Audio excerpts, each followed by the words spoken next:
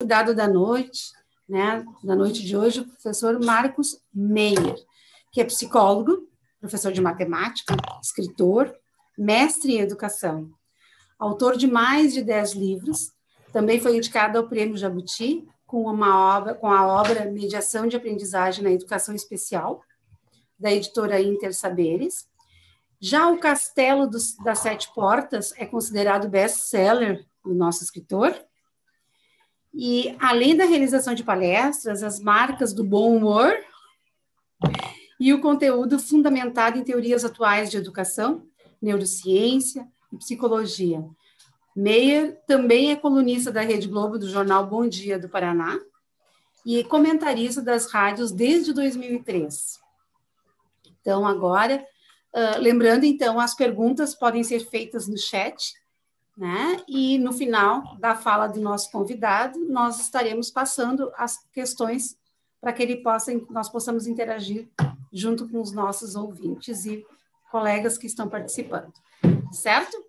Boa noite, tenhamos todos uma ótima palestra. Muito obrigado, Valderez. Boa noite a todos, obrigado por terem vindo. E hoje vai ser assim um momento muito legal a respeito de educação de filhos, de crianças, adolescentes, e vale também para os professores, né? Os professores também vão poder aproveitar bastante. Deixa eu só colocar aqui a minha imagem grande. Valderez, se você quiser fechar, aí você sai e volta depois, tá bom? Isso. Bom, gente, então vamos lá.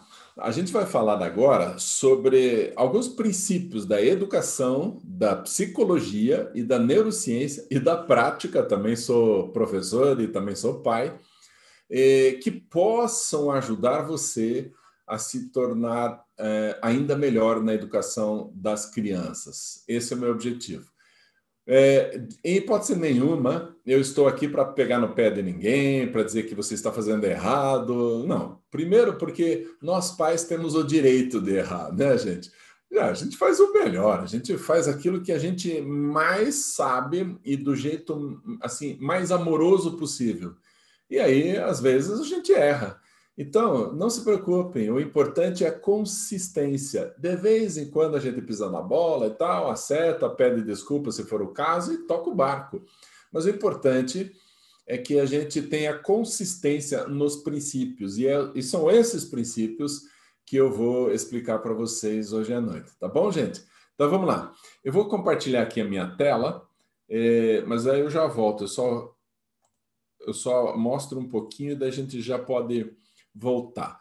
Vejam, então, como educar filhos felizes, realizados, né, e com sucesso, né? Sucesso profissional, sucesso na vida, sucesso nas relações. E para que isso aconteça, o que é necessário, né? O que é preciso acontecer? Então, vamos lá. A primeira informação que eu queria trazer para vocês é que saiu essa notícia na BBC BBC Brasil, mas é uma notícia muito importante de um pesquisador americano que ele observou que as crianças estão com déficit de natureza e essas crianças que não têm contato com a natureza passam a ter problemas físicos e mentais. Olha a gravidade disso que eu estou falando, gente, isso é muito sério. Nós precisamos cuidar um pouco melhor das nossas crianças. Veja, não está fácil para os professores, eles tiveram que se reinventar para dar aula. Não está fácil para os pais, porque trabalhar em casa com criança junto não é nada tranquilo. Mas não é fácil para as crianças estão sofrendo. E assim, tem muitas crianças com traços de depressão. Porque um dos fatores é esse, a falta de contato com a natureza e assim por diante. E principalmente a falta de contato com outras crianças, porque a interação é fundamental para o crescimento, para o desenvolvimento. Inclusive, crianças, quando uma criança é filho único, já é grandinha e é filho único, muitos professores detectam isso. Você é filho único, né? Por quê? Porque a gente percebe uma certa dificuldade em relação à interação com as outras crianças. Então, alguns professores que têm o radar mais afinado já captam. E o que a gente precisa fazer? Claro, ter bastante amigos, primos, isso aí ajuda pra caramba, porque daí pode interagir melhor. Bom, então temos que tomar esse cuidado. E eu gostaria de mostrar uma foto para vocês, que eu acho muito legal essa foto. São crianças da tribo Yavalapiti, lá no rio Xingu, pulando lá de cima da árvore no rio Xingu. Eu acho essa foto maravilhosa porque ela nos ensina algumas coisas, tem algumas coisas escondidas que a gente não percebe. Veja, essa criança, esse menino que acabou de pular, que está no ar ainda, essa criança que acabou de pular, ela vai cair lá embaixo e vai daí gritar de alegria. Ei, foi legal, é super legal, pulem! O próximo, se vocês observarem bem a imagem, tem mais 3 crianças ali, estão vendo? Mais 3 crianças prontas para pular, na fila para pular. E agora vamos imaginar uma situação real, bem possível de acontecer.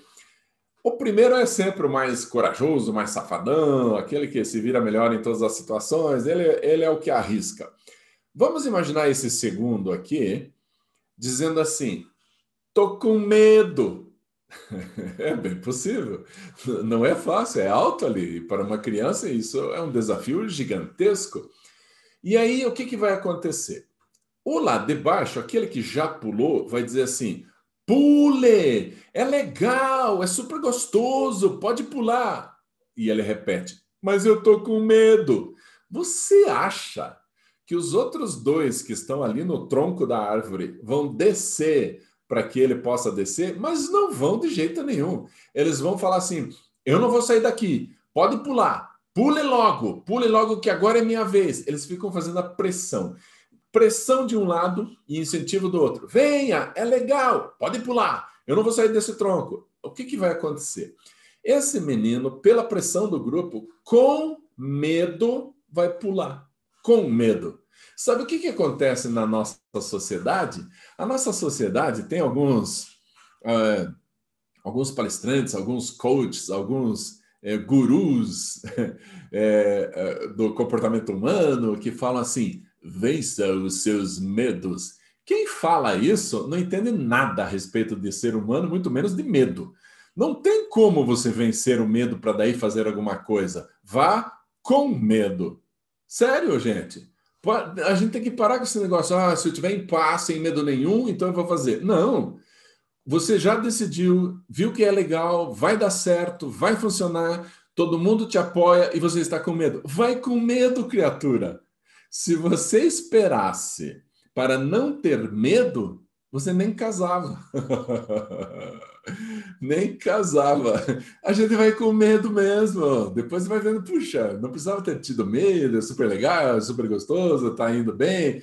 Então, essa força do grupo acaba educando as crianças conjuntamente.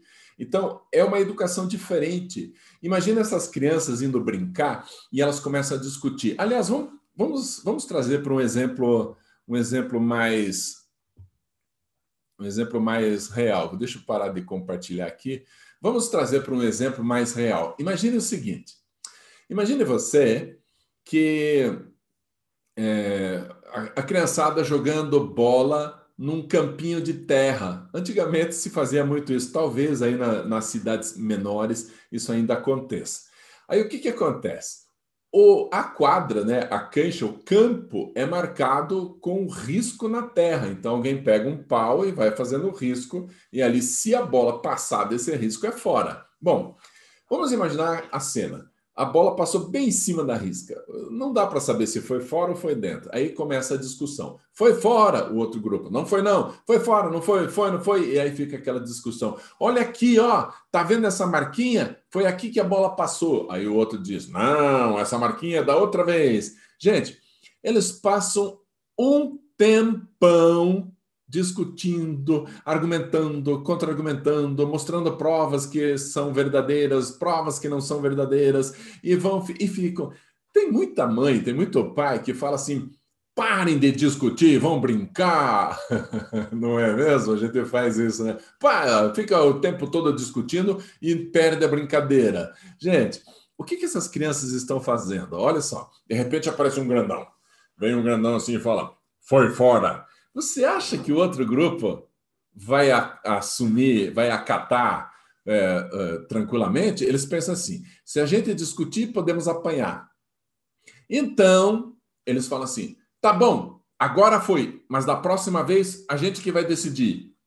Olha que interessante, eles cedem não porque eles acham que o outro está certo, não. Eles cedem porque é mais sábio ceder nesse momento, senão eles apanham. Mas o que eles fazem? Quem cede sempre perde. Então, o que eles fazem? Eles cedem, mas estrategicamente garantem que a próxima dúvida são eles os juízes. O que é isso, gente? Em psicologia, nós chamamos isso de habilidades de negociação. As crianças estão desenvolvendo habilidades de negociação, que são fundamentais para a vida adulta, principalmente nos relacionamentos. Imagine você, eu vou fazer um exemplo aqui com dois protetores labiais aqui, um da minha esposa, um meu. Olha lá, o homem e a mulher. Deixa eu virar aqui para não ficar fazendo propaganda de marca nenhuma, que não é esse o objetivo. Então, o homem e a mulher. Se os dois são do mesmo tamanho, não estou dizendo tamanho físico, senão eu destruía, né? Porque eu tenho 2 metros de altura.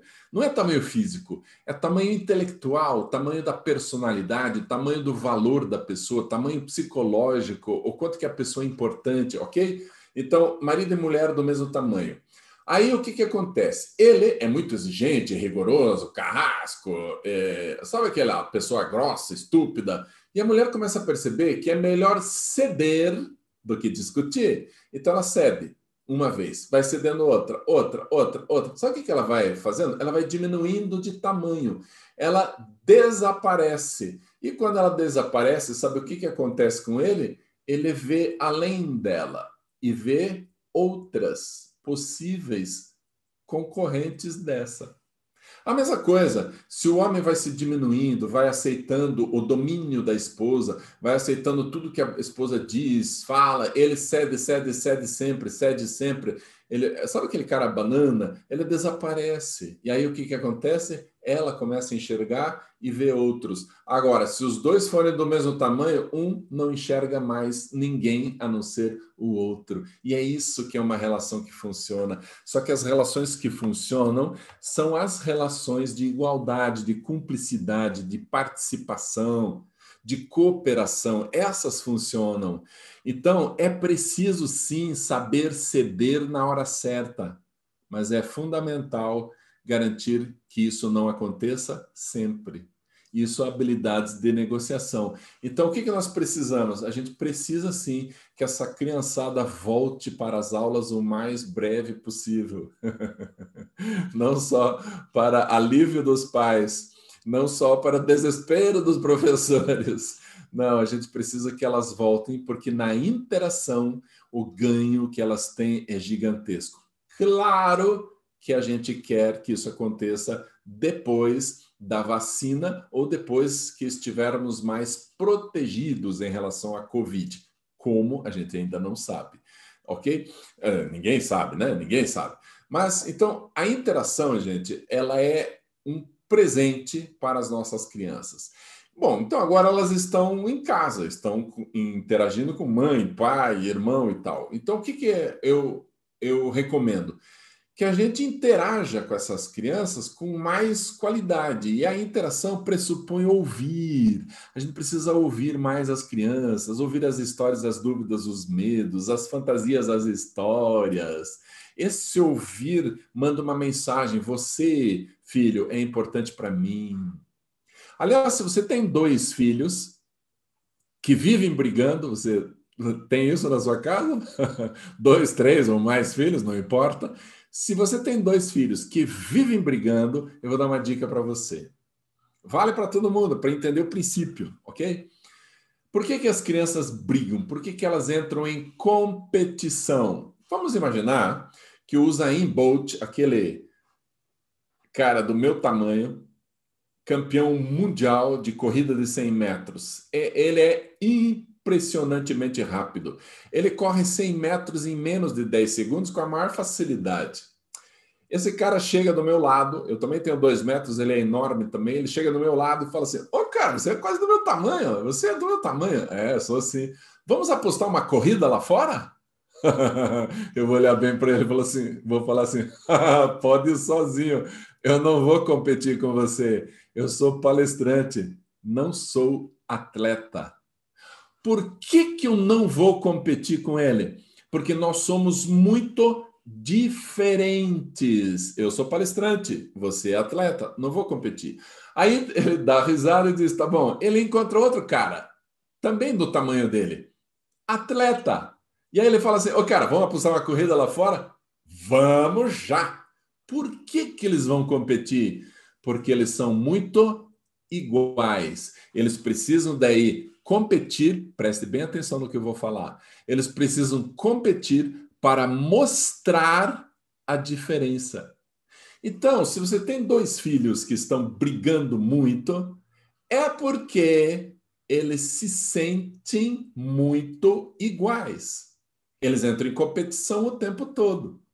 Então, o que eu faço para eles não competirem? Eles precisam sentir, ver, perceber, receber de você a mensagem. Você é totalmente diferente do outro. Isso quer dizer que você precisa interagir com cada um deles de forma diferente. Um gosta de fazer bagunça, faça bagunça. Outro gosta de brincadeiras mais calmas, brinque de forma mais calma. Mas, quando for possível, pegue apenas um deles. Vá fazer um passeio. Não importa onde você vai, quando for possível. Vai numa lanchonete, por exemplo, que ele adora. Deixa ele escolher o lanche que ele gosta. E aí vocês batem papo, aí vocês vão num parque, sentam num banquinho, não sei, não importa o que vocês vão fazer. Mas lá no meio da tarde, você vai olhar bem nos olhos do seu filho e dizer assim, filho, eu preciso te dizer uma coisa tão importante, mas tão importante, que eu gostaria que você jamais esquecesse. Aí ele, diga, o que é? Aí você olha para ele e fala assim, filho, nunca mais esqueça, eu amo você profundamente. Pronto. Num outro dia, numa outra oportunidade, você faz um outro passeio com outro filho. Não o mesmo passeio. Vai onde esse outro gosta. Compra algo que ele gosta. Brinquem juntos com coisas que ele gosta. E aí, no meio da tarde, você faz a mesma coisa. Olha para ele e diz, eu quero que você nunca mais esqueça. Eu amo muito você. Gente, a hora que os dois começarem a discutir, você dá uma bronca, pode parar com isso. Chega de briga. Vai você para um lado, você para o outro. Eles não vão ficar falando, foi ele que começou. Por quê? Porque eles sabem que são amados. Criança que fica diminuindo a outra para que você goste mais dela, é porque ela quer o seu reconhecimento, o seu amor, a sua atenção. Mas por que ela quer isso? Porque ela está em competição com a outra. Não precisa competir, desde que elas saibam quem elas são. Por isso, trate cada filho de forma diferente, porque tem muita gente dizendo assim, trate todo mundo de forma igual. Isso é uma besteira enorme. Cada pessoa tem uma personalidade. Desde bebê, você já começa a perceber a personalidade diferente dos seus filhos. Desde bebê. Então, trate cada um de forma diferente, sim. No entanto, eles precisam ter certeza de que são amados. Ok? Esse é um grande segredo aí da educação que funciona. Vamos lá, vou mostrar a minha tela novamente. Então, nós temos aqui as crianças na tribo Yavalapiti, e agora eu vou falar dos fatores da maturidade emocional. Eu quero que meu filho seja uma pessoa segura, tranquila, madura emocionalmente. Então, o que eu preciso desenvolver no meu filho? Então, vamos lá para o primeiro fator. Adiar a satisfação do prazer. O que é esse negócio de adiar a satisfação do prazer? A minha mamãe, A minha mãe traduz isso de um jeito fácil, fácil de entender. Ela diz assim: deixa o bem bom para depois. Ou a outra frase dela: primeiro o dever, depois o prazer. É isso. Traduzindo para uma única palavra: espere. Não é só a hora. Espere. Não é para você. Espere. Você ainda não cresceu o suficiente. Espere. Você ainda não tem idade. Espere. Primeiro é o seu pai. Espere. Primeiro eu. Espere. Primeiro os adultos. Espere. É fundamental aprender a deixar o prazer para depois. Aí você deve estar pensando: pra quê, coitadinho? O meu filho é tão fofucho, ele é tão lindo, amável, lindo, maravilhoso, cheiroso. Por que que eu vou ter que ficar torturando ele? Gente, não é tortura? Não é tortura. Quer ver? Como bebê, eu já posso ensiná-lo a deixar o prazer para depois? Tem bebê que a gente coloca no berço e plim, a mamadeira. A mamadeira já chega pronta, ele mama e dorme. Esperou? Não. Esperou alguma coisa? Nada. A mamadeira, plim, apareceu pronta na frente dele. O que que eu fazia com os meus filhos? Olha só, pegava meu filhinho no colo, punha ele sentadinho aqui no braço, e aí falava assim para ele: vamos fazer mamar? Aí ele, mamar.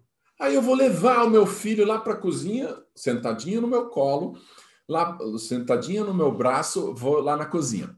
Cadê a xícara? Pega a xícara. Vamos pôr água, põe água. Vamos pôr no micro-ondas para deixar morno. Cadê a lata de leite em pó? Tá aqui. Um garfo para abrir a tampa, tira a tampa. Cadê a mamadeira? Tá aqui. Vamos pegar a água põe na mamadeira, pega o leite em pó, bate, põe o bico. Enquanto eu estou fazendo isso, é quando termina, gente, quando termina, a mamadeira está pronta, ele pega aquela mamadeira e vai com tudo. Uau! Ainda não. Primeiro tem que dizer boa noite pro mano, boa noite pra mana. Aí ele, nossa, eu levo ele dá um beijinho na mana, dá um beijinho no mano, e aí ele vai deitar e mama maravilhosamente. Queridos, qual foi a tortura feita nesse bebê? Nenhuma. Por quê? Primeiro, contato físico. Segundo, carinho. Terceiro, estava no colo, ele estava se sentindo protegido e acolhido. E depois, ele teve uma aula sobre o nome dos objetos: micro-ondas, porta, mamadeira, garfo, lata, tampa, bico. Aula. Aí tem gente que fala assim: nossa, teu bebê parece que entende tudo. Claro, ele tem aula. Ele tem aula sobre o nome dos objetos, mas eu dei uma aula para ele que vai ficar cada vez mais forte, cada vez mais evidente, sem eu nunca precisar falar. Ele aprendeu algo nesse momento e provavelmente, com certeza, vai aprender várias vezes durante a vida dele, que eu não preciso nem explicar. Ele aprendeu uma lição gigantesca.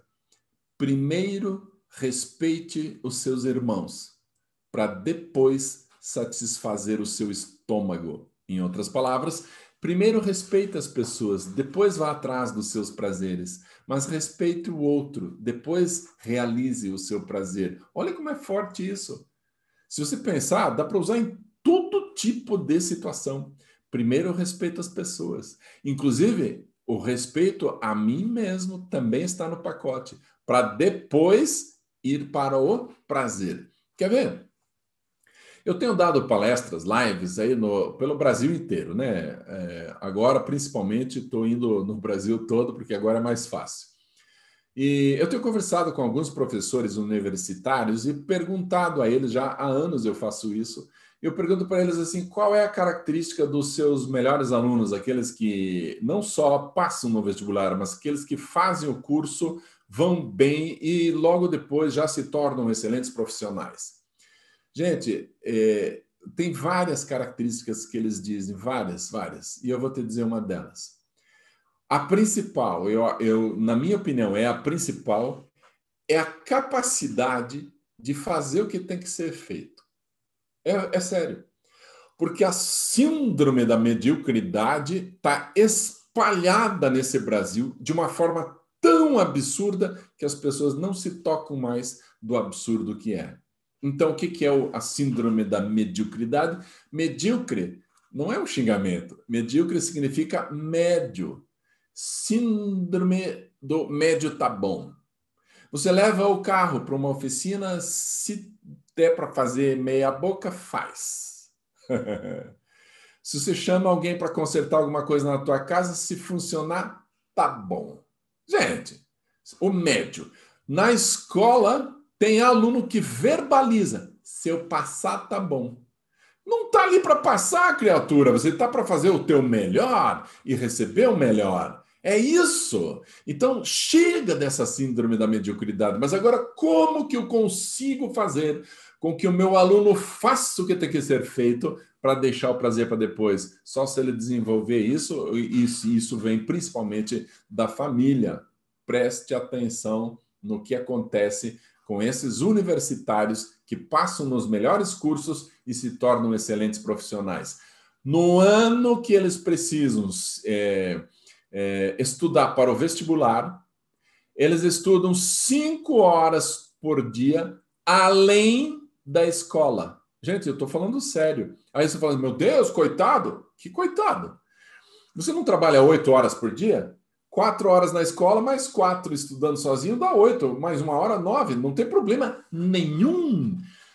Os países mais desenvolvidos do mundo, as crianças entram de manhã e saem à tarde. E a gente fala assim, meu Deus, coitado dessas crianças, devem ter muitas aulas. Elas não têm muitas aulas. O número de aulas é menor do que o nosso. Mas o que elas fazem? Elas fazem resumo, elas leem, elas fazem lista de exercícios, elas resolvem problemas, elas pesquisam, elas preparam a apresentação daquilo que elas estão aprendendo, porque isso aprofunda conhecimento. Então, elas estão o tempo todo trabalhando. O professor faz pouco, entre aspas, claro, faz pouco. Quem mais trabalha é o aluno. Agora, vá ver o aluno brasileiro. Ele espera que o professor faça o resumo, que o professor explique, que o professor faça a lista de exercícios. Ele espera que o professor faça tudo. E pior, se a gente não faz, vai lá na coordenação reclamar. Esse professor quer que a gente fique trabalhando. Eles reclamam mesmo. Então, qual é o aluno, qual é o candidato que passa no vestibular? Aquele que, e aí vem o segredo, ele desliga as redes sociais, desliga o celular, desliga o videogame, desliga a televisão e lê o que tem que ser lido. Faz resumo do livro, resolve as listas e listas de exercícios que tem que ser feitas. A namorada liga, ele diz, não, hoje não vai dar, vou ficar estudando, só final de semana que eu posso sair. Pronto, está explicado, final de semana namora. Durante a semana, pau na máquina. Durante a semana, vai estudar sim. Os amigos ligam, cara, vamos sair. Não, durante a semana não saio, eu vou ficar estudando. Ele estuda 5 horas por dia. Mas como que isso é possível? Eu jamais conseguiria que o meu filho estudasse 5. Gente, ou 4, vamos pensar em 4. Pelo menos 4 horas por dia. Como que faço meu filho estudar 4 horas? No segundo ano, estuda 3. No primeiro ano, 2. Lá no 9º ano, 1. Qual é o aluno, a criança que não consegue estudar 1 hora por dia? No mínimo 1 hora por dia. Aí quando entra no ensino médio, 2. Quando entra no segundo ano do ensino médio, 3. Quando vai para o terceirão, 4.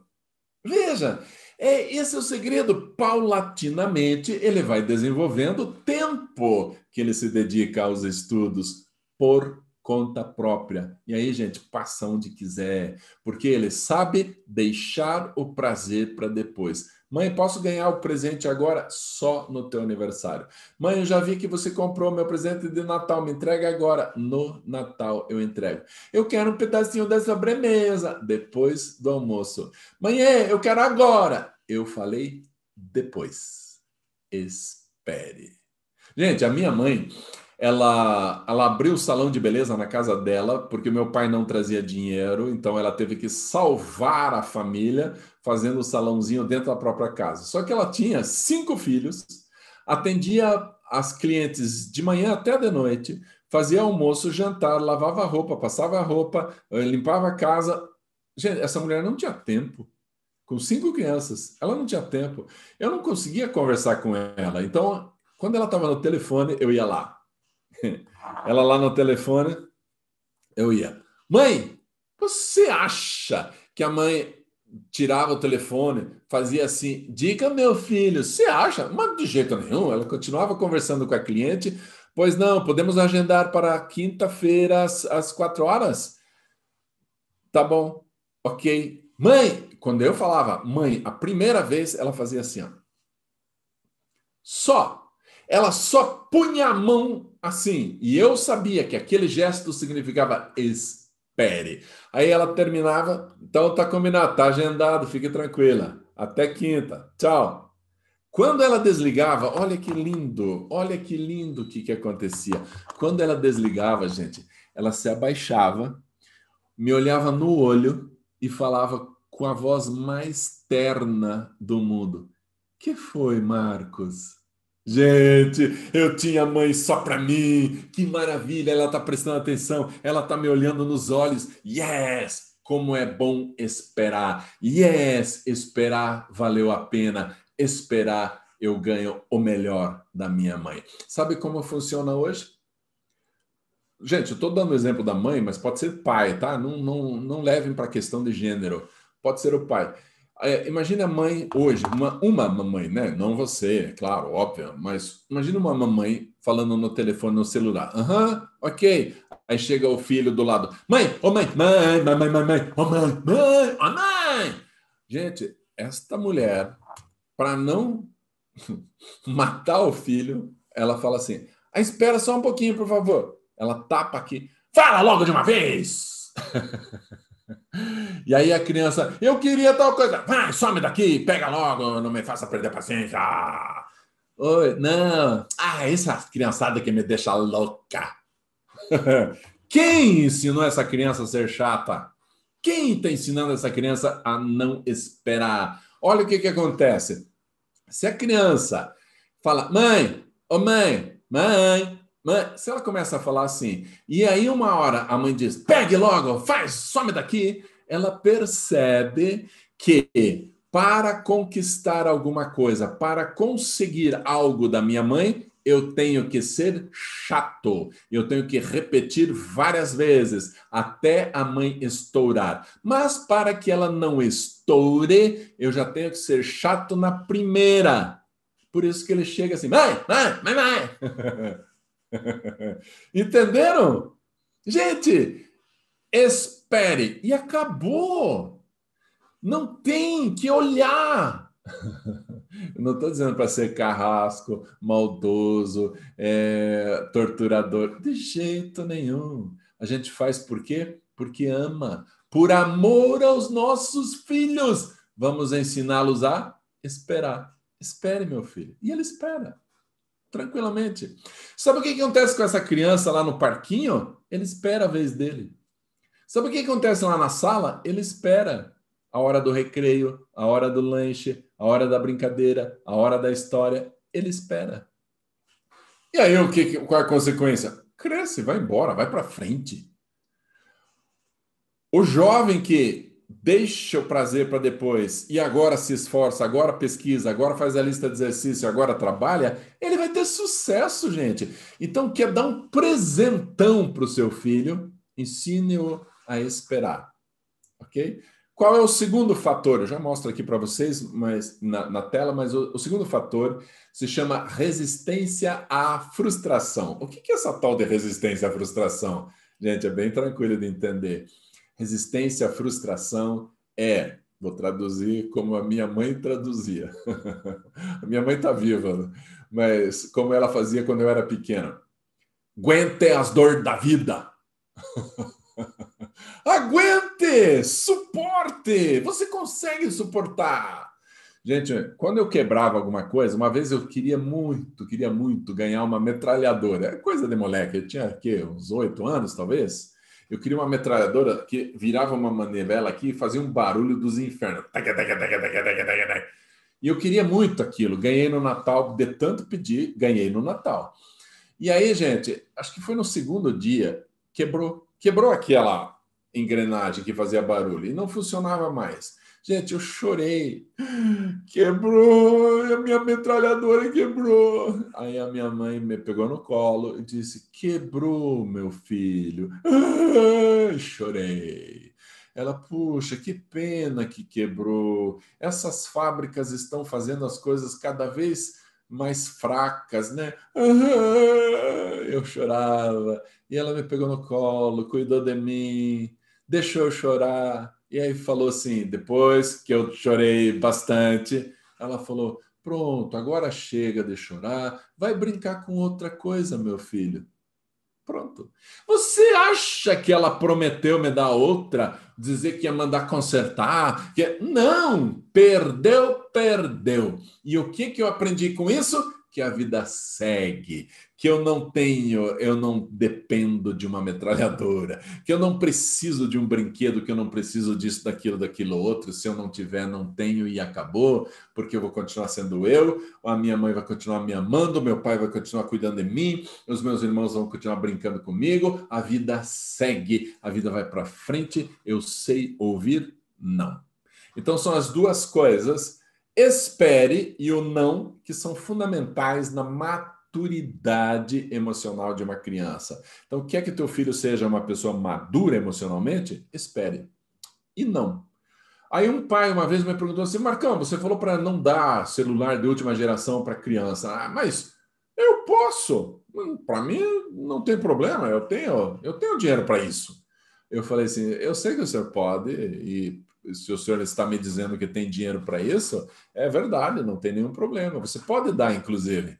No entanto, você vai tirar dele a grande oportunidade de ouvir um não. Você vai tirar dele a grande oportunidade dele ouvir um espere, só quando você fizer 13 anos ou 14 anos, ou que não importa. Cada família lida com isso de um jeito, mas espere.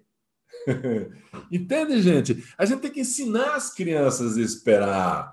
Então, eu posso dar? Sim, eu posso dar, mas eu posso dizer para o meu filho, espere, eu posso dar, mas eu posso dizer, não, meu filho, eu não vou comprar. E para de inventar desculpa, o pai não tem dinheiro. Tem sim. Você pode fazer crediário, inclusive. Não é o problema. Diga que não e acabou, porque as crianças precisam aprender a obedecer, aprender a ouvir não, aprender a ouvir espere. Isso faz parte da maturidade emocional. Com muito carinho, muito amor, como eu já falei desde o início aqui, que o importante é a gente amar de verdade. E aí o resultado disso vem nas outras coisas que a gente vai fazendo, ok? Deixa eu mostrar aqui para vocês, então, os dois fatores que eu falei para vocês. Então, adiar a satisfação do prazer e resistência à frustração. Em outras palavras, espere e não. São coisas simples que provavelmente você já ouviu a avó falar, mas infelizmente muitos psicólogos não estão falando isso como deveriam falar. E aí o que a gente vê? Essa criançada fazendo o que quer, do jeito que quer, quando quer, desrespeitando os outros, desrespeitando adultos, desrespeitando todo mundo. E a outra coisa, interação de qualidade. Claro, interação de qualidade, que é o seguinte, a interação de qualidade é amar o nosso filho, brincar com ele, interagir com ele com qualidade, com qualidade. Fazendo ouvir, espere. Fazendo ouvir, não. Vejam essa imagem aqui, nós temos uma imagem de neurônios, né, em funcionamento. Com quantos neurônios você nasceu? Você faz ideia? Já me perguntaram assim, além do tico-teco, além do tico-teco, com quantos neurônios você nasceu? Queridos, nós nascemos, você, eu, todos nós, nascemos com aproximadamente 100 bilhões de neurônios. Talvez você diga assim, 100 bilhões? Como? Como é grande esse número? Ai, como é grande esse número? 100 bilhões? Só que a gente não faz a menor ideia de quanto que é. Vamos contar de 1 até 100 bilhões para ver quanto tempo leva? 1, 2, 3, 4, 5, 6. Não para nem para fazer xixi. 8, 9, 10, 11, 12. Nem para dormir. 13, 14, 15, 16. Nem para comer. 17, 18, 19, 20. E vai indo. Nunca para. Nunca. Não para absolutamente nada. Quanto tempo você levaria para contar de 1 até 100 bilhões? Mais de 3.000 anos. Gente, que impressionante. E agora, nesse momento, você tem mais de 100 bilhões, menos de 100 bilhões, ou você tem 100 bilhões de neurônios? Como é que está a tua situação? Queridos, a notícia é triste. Nesse momento, nós temos menos neurônios do que quando a gente nasceu. Meu Deus do céu! E agora, então, o que a gente faz? O que é que fez com que você se tornasse mais capaz, mais inteligente, mais criativo, se o número de neurônios diminuiu? E pior, o número de neurônios está diminuindo agora, nesse momento. E você sabe quantos neurônios você está perdendo agora? Você está perdendo 4 neurônios por segundo. Meu Deus do céu. Olha a desgraceira. Morreu dentro de você agora. 4, 8, 12, 16. Meu Deus, para de contar, para de contar. É isso que está acontecendo. Então, qual é a forma de fazer com que uma criança se torne mais capaz, mais inteligente, se o número de neurônios diminui? Nós temos que fazer o quê?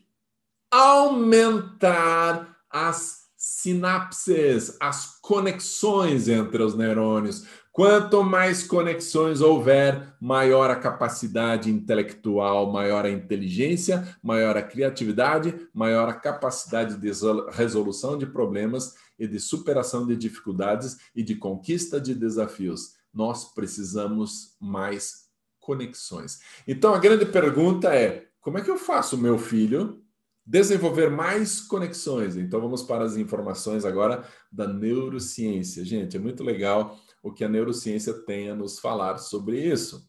Veja, os fatores para o desenvolvimento de novas conexões cerebrais, se vocês estranharem que de vez em quando eu olho assim do lado, é porque eu tenho 2 monitores e o monitor onde estão os meus slides está aqui do lado, tá? Então, não se preocupem, não estou fugindo de vocês.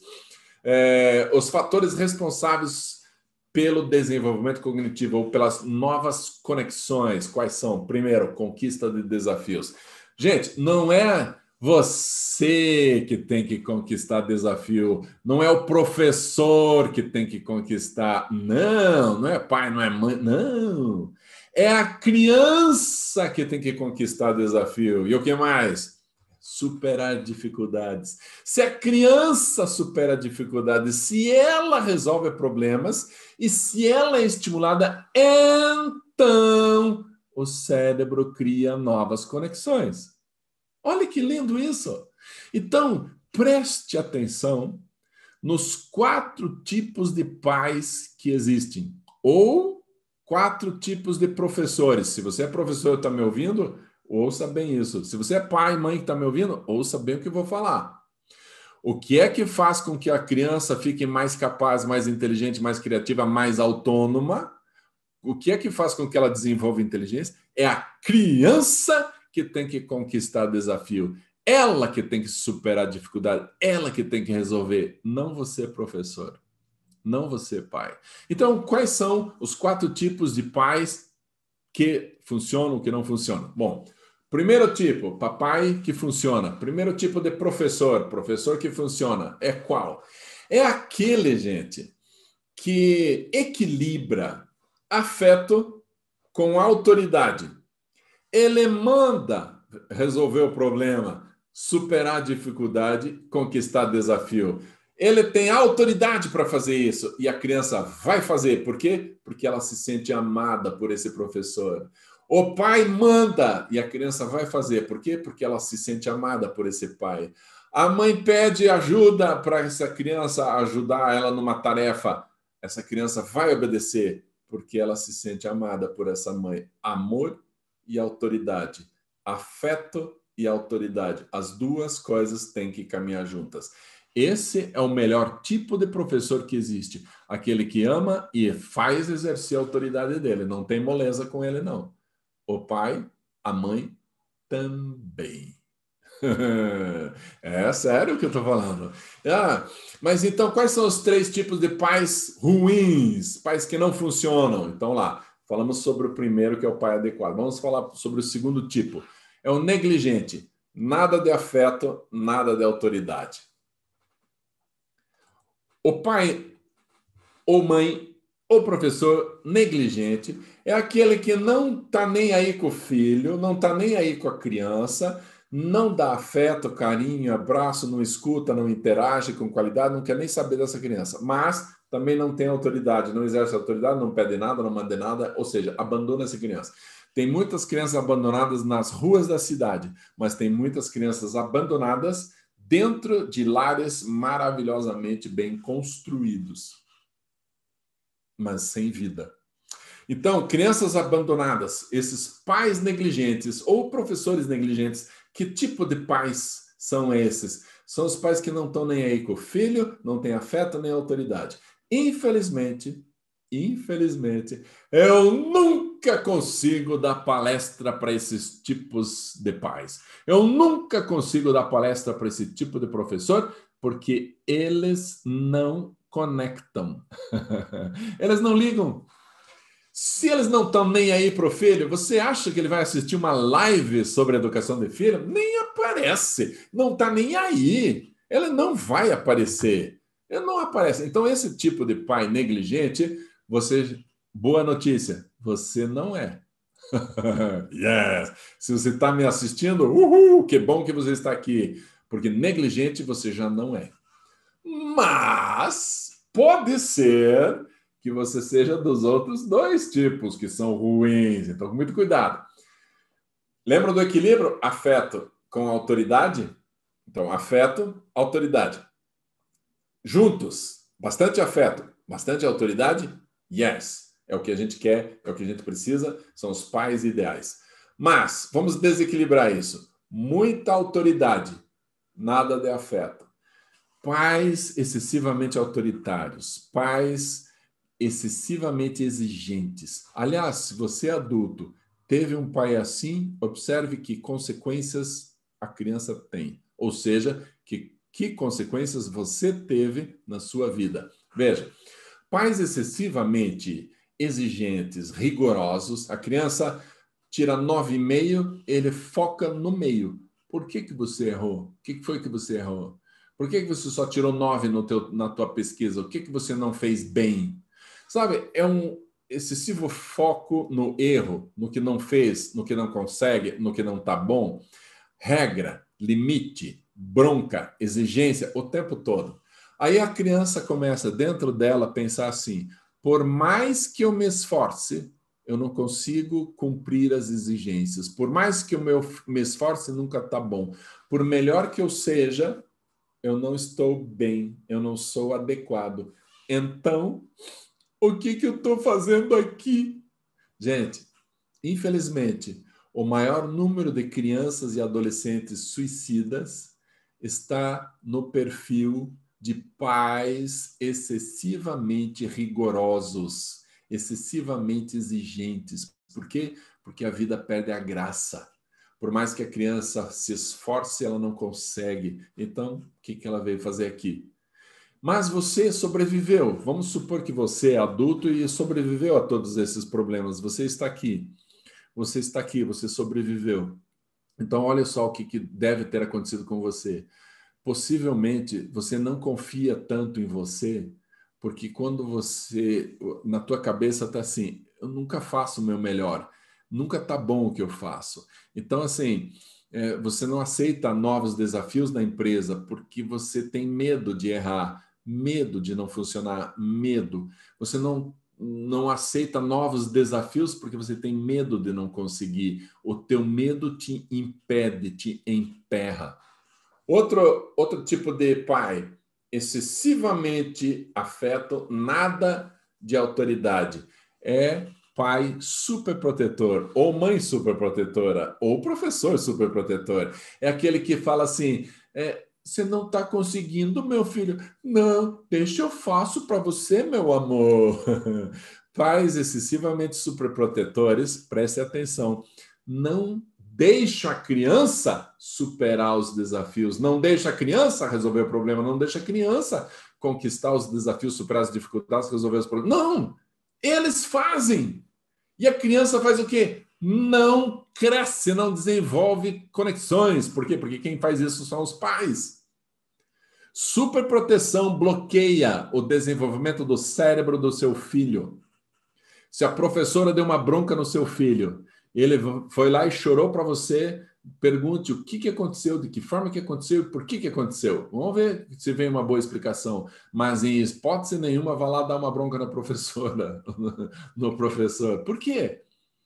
Ouça, acolha o teu filho, acolha a tristeza dele, mas não superproteja.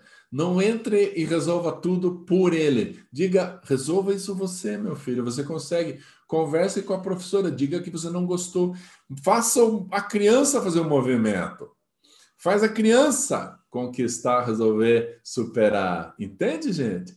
Como que a gente faz isso? Com carinho, com afeto, com acolhimento, tudo isso que eu disse para vocês. Então, aí nós teremos o quê? Crianças desenvolvidas cognitivamente. E agora, um último recado que eu gostaria de dizer para vocês antes de abrir para perguntas.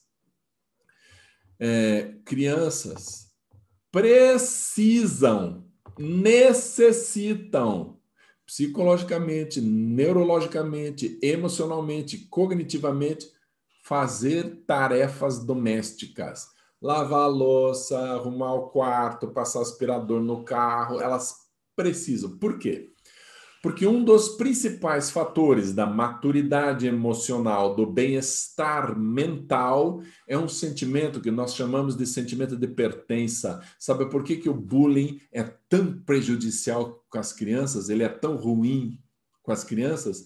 O bullying é tão terrível para as crianças porque tira delas o sentimento de pertença. Eu não pertenço a esse grupo porque ninguém me quer. Eu não pertenço a essa escola porque ninguém me respeita. Eu não pertenço a essa família porque ninguém cuida de mim como deveria cuidar. Eu não me sinto parte. Eu não faço nada nessa família. Eu não ajudo ninguém nessa família. Então eu não sou parte. Ou a falta do sentimento de pertença é um dos principais fatores encontrados nas pessoas em depressão ou as pessoas que, de alguma forma, tentaram automutilação ou qualquer coisa mais grave do que isso. Sentimento de pertencimento. Então, como é que eu faço para o meu filho se sentir parte da minha família? Para de falar assim, vem lavar a louça para a mãe. Ué, você que sujou? Você comprou, foi no mercado, fez a compra, limpou tudo, lavou tudo, fez o alimento, arrumou a mesa, colocou na mesa, preparou tudo e ainda tem que lavar a louça? Tá tudo errado. Você consegue imaginar isso? É uma família, uma equipe onde um trabalha, se esguela de trabalhar e os outros aproveitam do bem bom. Quem faz parte dessa família? Se é parte da família, venha fazer a sua parte. Não é ajudar a mãe, é fazer a sua parte. Filho, vem cá, vem fazer a tua parte. Vem fazer a parte, porque você faz parte da nossa família. E aí a criança que faz, aí você diz o quê? Uau, filho, como você fez bem feito. Nossa, como tá legal. Você caprichou, que bonito. Mas se não caprichou, manda fazer de novo. Que lindo isso. Aí vai acontecer o que com essa criança? Ela vai se sentir útil, valiosa, elogiada, amada. Ela se sente parte da família, e isso faz um bem gigantesco. Ela faz parte, ela fazer parte da família. Gente, isso é lindo, isso é importantíssimo. Então, criança, sim, tem que fazer. Sabe por quê? Olha o outro lado da história. Criança não faz nada, ganha tudo. Aliás, todo professor sabe. Criança, filho hóspede, aluno folgado. Essa frase todo mundo sabe. Filho hóspede é aluno folgado. O que é filho hóspede? Ele só come e dorme. Agora, trabalhar, não. Não arruma nada, não tira nem o prato da mesa. é a mãe que faz, ou empregada que faz. Não importa, tudo bem se você tiver empregada. Às vezes é necessário que a gente tenha mesmo, né? Mas não deixe que a empregada faça tudo. Algumas coisas o seu filho tem que fazer. Por quê? Para se sentir parte. Porque se ele não fizer a parte dele, o que, que vai acontecer? Ele vê que a mãe se esforça para cuidar da casa, ele vê que o pai se esforça para cuidar das coisas. Ele vê que a mãe trabalha dando aula, a mãe trabalha fora, e todo mundo trabalha para que ele receba. Aí ele começa a ver assim, ele é o centro das atenções e que tem que receber tudo. E se ele recebe tudo, ele vê a escrava mãe e o escravo pai. Aí ele vai para a escola e vê lá na frente o escravo professor. E se é escravo, é o professor que tem que ensinar, o professor que tem que fazer lista, o professor que tem que fazer resumo. Esse professor não pode ficar passando lição para eu fazer quem que ele pensa que é. Você começa a perceber isso? Ele acha que ele é o rei, ele é o centro do mundo, e que todo mundo tem que girar em torno dele. Vai sofrer na vida se for para frente, se crescer profissionalmente. Porque ele trava a gente. A hora que o emprego, que a missão, que o trabalho, que o projeto exige um pouco mais dele, ele arria, ele não dá conta, ele arrega. Não dá conta. Por que não dá conta? Porque não está acostumado a trabalhar. Ele não está acostumado a dar o melhor de si. Então, gente, nesse período que nós estamos confinados aí em casa, junto com os filhos, faça uma coisa, faz com ele. Vai lavar a louça junto, bota ele para lavar, você vai enxugando, batendo papo, conversando, fazendo com que a associação dentro da cabeça dele com trabalho, junto com alegria, aconteça. Agora, se você fala assim, vai lavar a louça logo de uma vez, ele vai associar trabalho com raiva, com mau humor.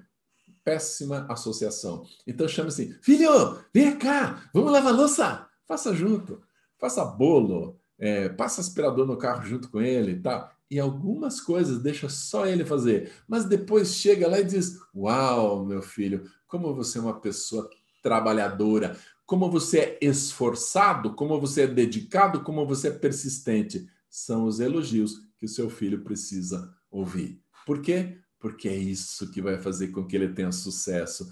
Por que ele vai ter sucesso? Porque ele vai respeitar as pessoas. Por que ele vai ser uma pessoa feliz e realizada? Porque ele vai ver o fruto do trabalho dele funcionando. Por que ele consegue ser feliz? Porque ele sabe deixar para depois o prazer e agora fazer o que tem que ser feito. Então, todo esse pacote, gente, todo esse pacote que eu estou dizendo para vocês, adiar a satisfação do prazer, resistência à frustração, conquistar desafios, resolver problemas, superar dificuldade, ter muito afeto e obedecer aos pais, obedecer aos professores, esse pacote todo faz com que ele se sinta completo, inteiro, e o sucesso vai começar a aparecer cada vez mais, e aí ele sabe, então, como conseguir sucesso. Meus queridos, teriam mais um monte de outra coisa para falar, mas nosso tempo acabou. Mas ainda dá tempo de gastar uns 10 minutinhos. Vamos gastar mais uns 10 minutos com perguntas. Então, Valdir, por favor, vamos lá. Vamos para Vamos lá. Estava maravilhosa a fala. Tem um monte de coisa para dizer, mas vamos às perguntas primeiro. A Silvana, então, pergunta... E quando um pai ou uma mãe se dá conta desses erros cometidos e os filhos já estão na juventude, o que fazer? Tem como reverter? Essa é uma pergunta muito frequente. E agora, meu Deus do céu, já fiz tudo errado, o que é que eu vou fazer? Como é que eu conserto isso? Bom, gente, adolescente não é mais criança, né? Então, eles gostam de argumentar, contra-argumentar, eles só funcionam com lógica. Então, uma vez... Você pode pensar o seguinte, chama teu filho adolescente, faz ele sentar na tua frente e diz, filho, eu quero pedir perdão para você, eu fiz muitas coisas erradas na tua educação. Porra, não, o que é isso, mãe? Não tem nada não. Sabe aquele papo que começa desse jeito? Aí você fala, não, é que eu aprendi, sabe uma coisa? que você faz muito pouco pela nossa família e eu estou fazendo tudo. Eu me desgasto, eu me estresso, eu estou cansada, estou exausta, eu não aguento mais. Só que você não está fazendo a tua parte. Então, eu gostaria agora de combinar com você que daqui para frente você vai fazer isso, isso e isso. Mas se não fizer, vamos combinar já de antemão qual vai ser a consequência? Porque assim, sou eu que pago o teu celular, pago a mensalidade da escola, sou eu que pago a internet, o Wi-Fi, você tem todos esses privilégios por causa do meu trabalho. Então, vamos usar um pouquinho do seu trabalho para você fazer parte da nossa família de um jeito mais legal. Então, combinado antecipadamente qual será a consequência se ele não fizer, por exemplo, vai ficar 2 semanas ou 1 semana sem celular, qualquer coisa, vocês combinam, tá? Tem que ser combinado. E aí, quando ele desobedecer, quando ele não fizer, quando ele não cumprir o acordo, ele perde resistência à frustração. E não é você a carrasca, a juíza que vai mandar um castigo para cima dele. Não, você o ama e ele vai cumprir o castigo por causa do combinado, não porque você é má, ok? Então, combine que as coisas começam a dar certo. Esse é o segredo. Vamos lá, Valderez, mais um.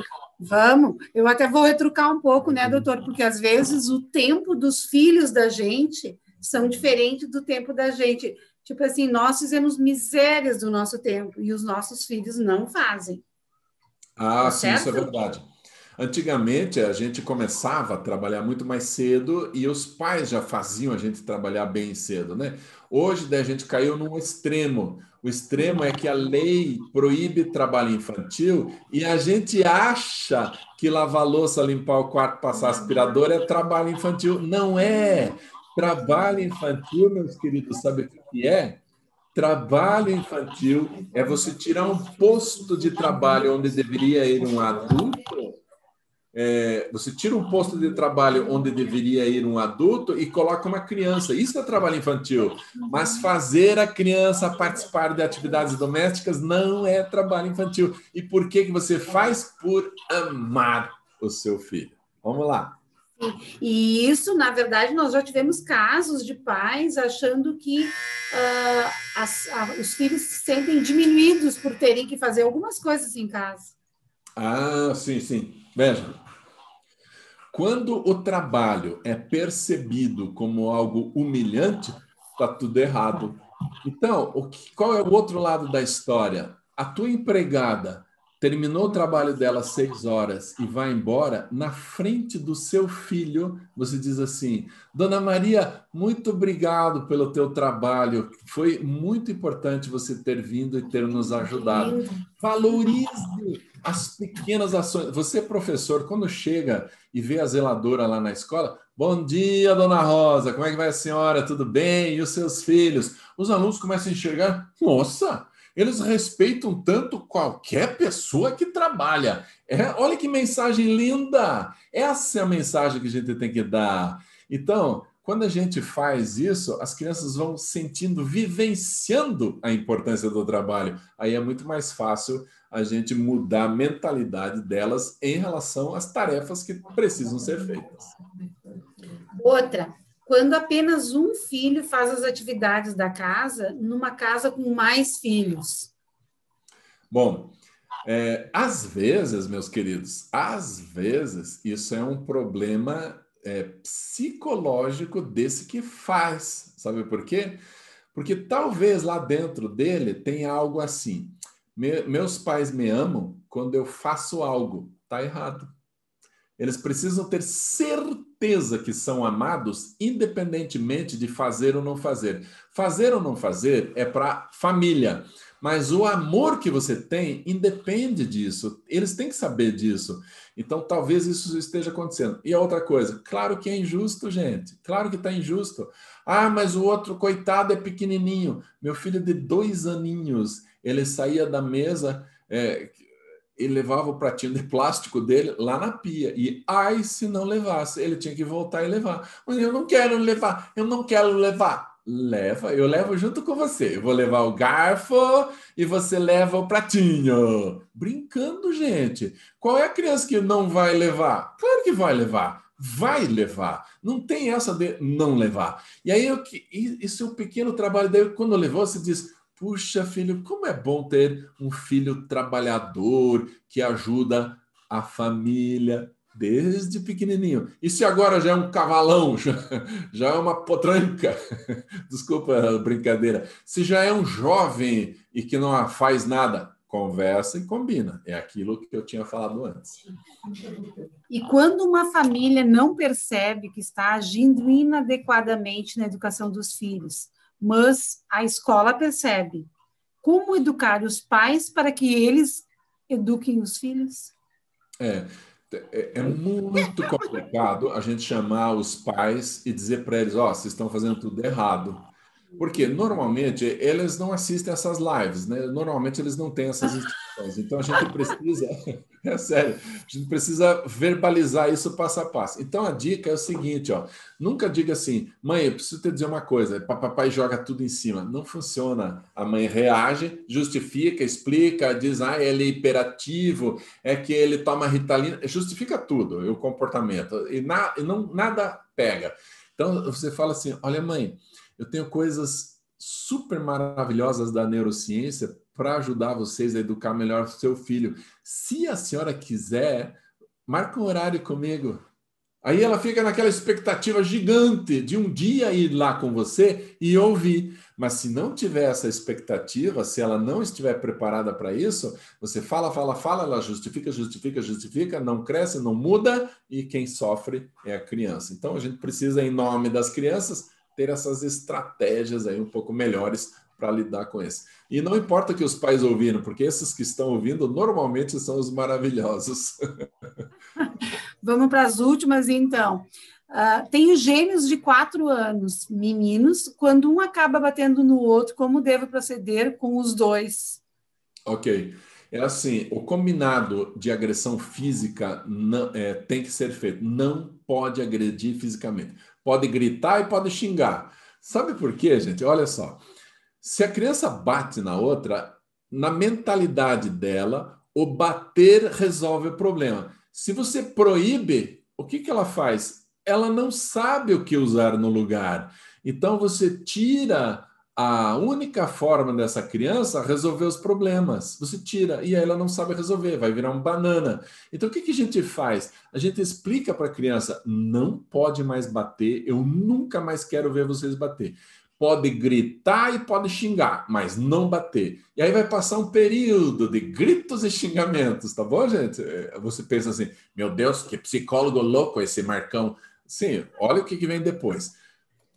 Um período bem longo, só gritos e xingamentos. Nunca mais se bateram. Opa! Agora eles têm outra ferramenta para resolver o problema: grito e xingamento, porque a agressão física não faz mais parte. Agora você chama eles e diz assim: não quero mais ver vocês xingando um ao outro. Não pode xingar. Quer gritar, grite. Quer falar o que você está pensando, fale, mas não xingue. Entenderam? Aí eles deixam o xingamento do lado e vão só no grito.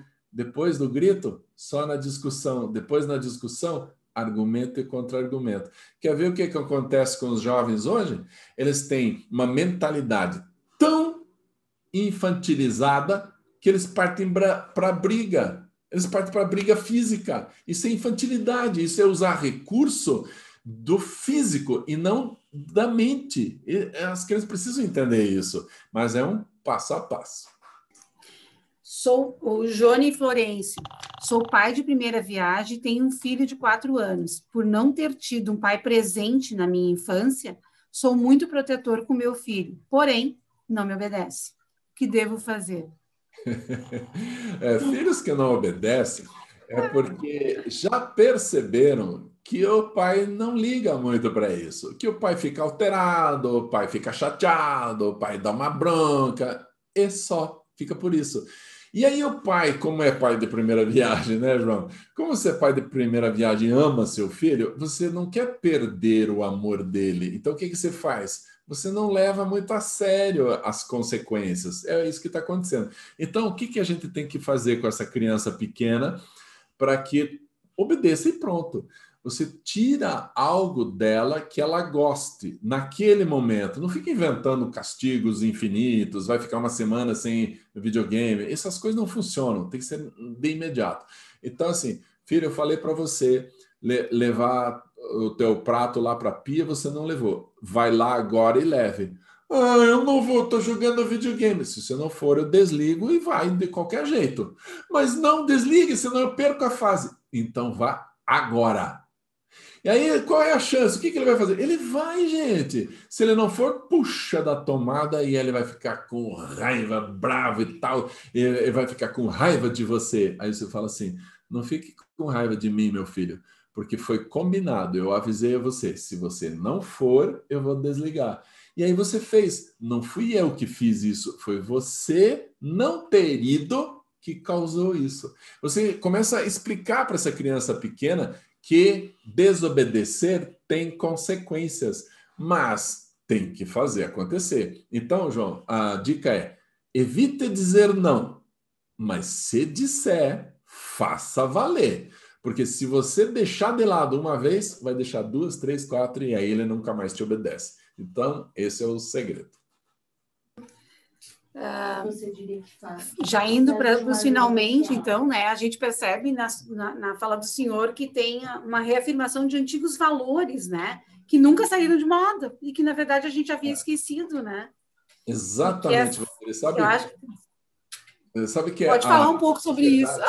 A sociedade ela evoluiu muito e trouxe um problema muito sério que foi o distanciamento dos pais em relação ao trabalho. Eles ficam muito tempo com o trabalho e pouco tempo com os filhos. Isso faz com que papai e mamãe sintam culpa. E a culpa faz a gente compensar. Então, a gente compensa com presente, retirada dos limites, com evitar dizer não. A gente acaba errando nessas outras coisas. Com certeza. Então, a gente tem que, na verdade, resgatar esses valores antigos que, sim, funcionam muito bem e estão embasados na psicologia e na neurociência. Então, é isso que tem que acontecer mesmo. E lembrar sempre, né, que essa vida se constitui no nosso dia a dia, no diálogo, né, e na consciência. A gente trabalha isso muito na meditação, né, de se concentrar no que tu está fazendo realmente. Se tu está lavando a louça, tu está lavando a louça. Se tu está estudando, tu está estudando. Se tu está conversando com o teu filho, olho no olho, conversando com o teu filho, né? Então, a importância disso, né? Dessa maturidade emocional, né? Que a gente Perfeito, tem. é isso E que mesmo. teve que vir através de uma BNCC, né? Você sabe que tem muita gente falando que o jovem de hoje é multitarefa. Gente, quando é que houve a mutação genética que transformou o jovem para um jovem que agora é multitarefa e o jovem de antes não era? Não aconteceu. Eles não são multitarefas. Eles fazem várias coisas ao mesmo tempo, superficialmente. Superficialmente. Então, o que a gente tem que fazer? Tem que ensinar, sim, se concentrar. Se for necessário, aprenda no yoga, aprenda na meditação, se for necessário. Mas tem que se concentrar no aqui e agora e fazer o que tem que ser feito. Depois pode brincar, pode se divertir, pode ter prazer e assim vai. Mais uma. O que mais lhe chama atenção numa convivência com o outro e busca de uma ajuda profissional? A busca precisa de uma ajuda profissional. O que mais lhe chama atenção numa convivência com o outro e precisa de uma ajuda profissional. Quando que precisa? Pois é. Quando que precisa.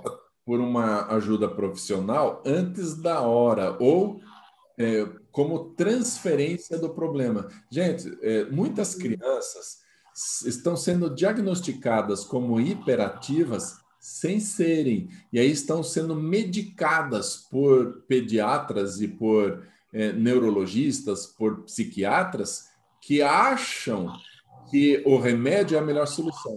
Mas se você observar, muitas crianças não são hiperativas, elas são desobedientes, elas não têm limite, elas não respeitam a outra. Então, sabe aquela criança que vem, bate num, bate no outro, empurra, quebra isso, quebra aquilo, você fala assim, nossa, ele é hiperativo. É uma ova. Ele não tem limite, não tem respeito. Não tem respeito. E aí a mãe e o pai, em vez de assumir o problema que eles têm, da falta de educação de qualidade, que são esses fatores que eu expliquei, fazem o quê? Transferem o problema para o psiquiatra. Daí o psiquiatra, ouvindo os pais e pensando assim, cara, eu tenho que fazer alguma coisa, porque esse menino tá tirando os pais do sério. Dá remédio para criança. Tudo errado, gente. Tudo errado. E hoje, sabe o que está acontecendo? Olha o perigo disso que eu vou falar para vocês. Está vindo um ruído aqui. Olha o perigo que está acontecendo hoje. Eu tenho conversado com professores da educação infantil do Brasil inteiro e muitas professoras estão me dizendo que as crianças estão chegando com atraso na linguagem. Elas não conseguem se comunicar com as outras crianças. As outras todas já estão falando, brigando, discutindo, pedindo, reclamando e tal, e essas têm dificuldade. Aí a professora chama a mãe leva para um médico e o médico diz que é autista. Olha só. Mas o que está acontecendo com essa criança? Ela passa o dia inteiro no celular. Ela não interage, ela não discute, não briga, não conversa, ela só fica recebendo. E se passa o dia inteiro recebendo, ela não desenvolve linguagem. Aí parece que ela está atrasada. Claro, atraso na linguagem é um dos fatores do autismo.